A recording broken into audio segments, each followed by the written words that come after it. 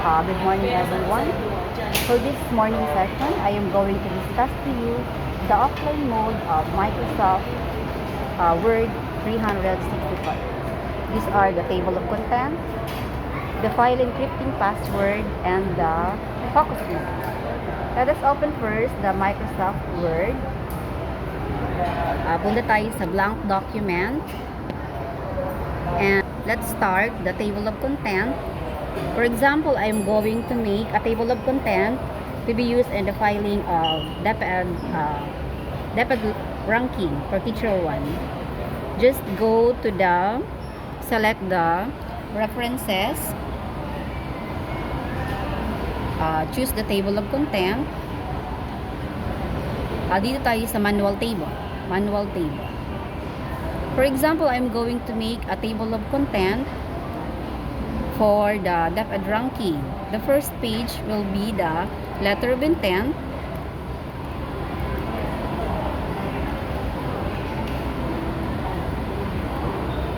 This is the page 1. The second one will be the PDS,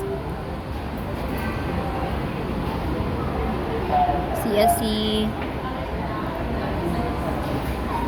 form 12, revised 2017, page 2. Kung makikita nyo, yung pages align po siya. Di na po natin kailangan i-align pa dahil dito sa table of content na offer ng 365 offline mode. The next one will be the photocopy of PRC license, page 3. The photocopy of eligibility, and then the photocopy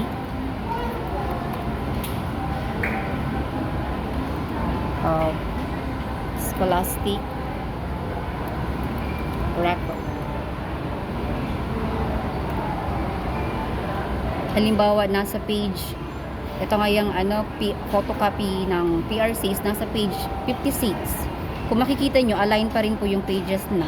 Hindi nyo na kailangan pa mag-tab or mag-align ng kahit 3 digit na po yung niya, is align pa rin yung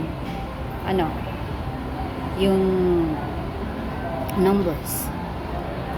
Okay, nakuha po ba? Nakasunod po tayo. And the next one, I will going to discuss to you the focus mode. For example, the teacher will discuss a topic that is located in the Microsoft. Ito na yung example natin. In order to have a clear vision of this document, you have to look for the focus mode located at the lower part of the screen, lower right part of the screen. Just click it, and then wala na po dito yung mga nasa taas nating mga tabs, yung mga files, reference. Bale siya na lang po ang nakafocus sa kanya na lang po. And then if you want to have mas malaki pa pong vision nito, is just touch the mouse pad, zoom in and zoom out. Pwede nyo na po yan. Ganyan na lang po. Pwede na po mabasa yan sa likod. Ganyan. Zoom in, zoom out. Okay. Buha po ba? Ganyan lang yun po. Itatouch nyo lang yung mouse pad, zoom in, zoom out. And then, if you want to exit this file, pupunta naman tayo sa diba? Next presentation naman tayo is just click the escape. ESC, ito po. Escape. Balik na po tayo sa dati. Diba? Mas madali po siya. Okay, nakuha po ba? May question pa po? For now, let us discuss the last one, the file encrypting password. Sa file encrypting password naman po, we will just go to the file, info po.